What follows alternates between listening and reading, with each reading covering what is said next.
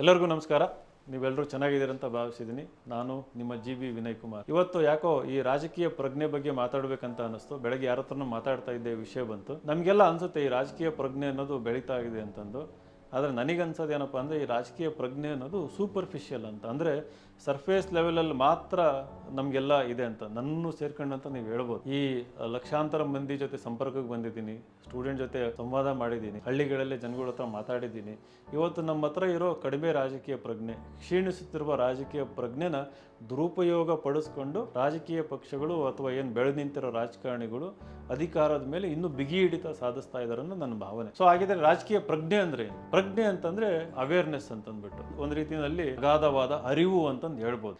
ರಾಜಕಾರಣ ಅಂದ್ರೇನು, ಪ್ರಜಾಪ್ರಭುತ್ವ ಅಂದ್ರೇನು, ಸಂವಿಧಾನ ಅಂದ್ರೇನು, ಈ ಸಿಸ್ಟಮ್ ಒಳಗೆ ಇವೆಲ್ಲ ಯಾಕಿದಾವೆ, ಇದರಲ್ಲಿ ನನ್ನ ಪಾತ್ರ ಏನು, ನಾನು ಯಾಕೆ ಒಂದು ಸಿದ್ಧಾಂತ ನಂಬಿದ್ದೀನಿ, ಆ ಸಿದ್ಧಾಂತದಲ್ಲಿರುವ ಅಂಶಗಳೇನು, ಅದರಿಂದ ಆಗುವ ಪರಿಣಾಮಗಳೇನು, ನನ್ನ ಕ್ಷೇತ್ರದಲ್ಲಿರುವ ರಾಜಕಾರಣಿಗಳ ನೇಚರ್ ಏನು, ಅವ್ರು ಯಾಕೆ ಒಂದು ಪಕ್ಷದಲ್ಲಿದ್ದಾರೆ ಅಥವಾ ಒಂದು ಪಕ್ಷದಿಂದ ಇನ್ನೊಂದು ಪಕ್ಷಕ್ಕೆ ಯಾಕೆ ಹೋಗ್ತಾ ಇದ್ದಾರೆ, ಜೊತೆಗೆ ಇದರಲ್ಲಿ ನಾನು ಕೂಡ ಪಾಲ್ಗೊಳ್ಳಬಹುದಾ. ಒಂದು ಒಳ್ಳೆ ಶಿಕ್ಷಣ ನಮಗೆ ಧೈರ್ಯ ಕೊಡಬೇಕು, ಅಂದರೆ ಆ್ಯಕ್ಷನ್ ತಗೊಳ್ಳೋದಕ್ಕೆ, ಪಾಲ್ಗೊಳ್ಳೋದಕ್ಕೆ.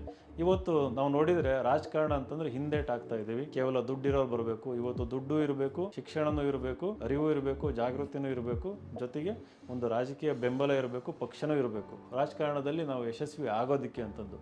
ಸೊ ಇದೆಲ್ಲ ಆಗಿರೋದಕ್ಕೆ ಕಾರಣ ಏನಪ್ಪ ಅಂತಂದರೆ ಕಡಿಮೆ ರಾಜಕೀಯ ಪ್ರಜ್ಞೆ ಅಂತ. ನಮ್ಮೆಲ್ಲರಲ್ಲೂ, ನಮ್ಮ ಯೂತಲ್ಲಿ, ನಮ್ಮ ಹಳ್ಳಿನಲ್ಲಿರೋ ಹೆಣ್ಮಕ್ಳಲ್ಲಿ ಪ್ರತಿಯೊಬ್ಬರಲ್ಲೂ ಈ ರಾಜಕೀಯ ಪ್ರಜ್ಞೆ ಜಾಗೃತ ಆಗಿ ನಾವು ಪ್ರಶ್ನೆಗಳನ್ನು ಕೇಳೋದಕ್ಕೆ ಶುರು ಮಾಡಿದಾಗ ಎಲ್ಲ ಒಂದು ಕಡೆಗೆ ಅಭಿವೃದ್ಧಿ ಇರ್ಬೋದು ಅಥವಾ ಪ್ರಜಾಪ್ರಭುತ್ವ ಇರ್ಬೋದು, ನಮ್ಮ ಊರಿಗೆ ತಲುಪುತ್ತೆ, ಅಭಿವೃದ್ಧಿ ತಲುಪುತ್ತೆ, ಪ್ರಜಾಪ್ರಭುತ್ವ ಗಟ್ಟಿ ಆಗ್ತಾ ಹೋಗುತ್ತೆ.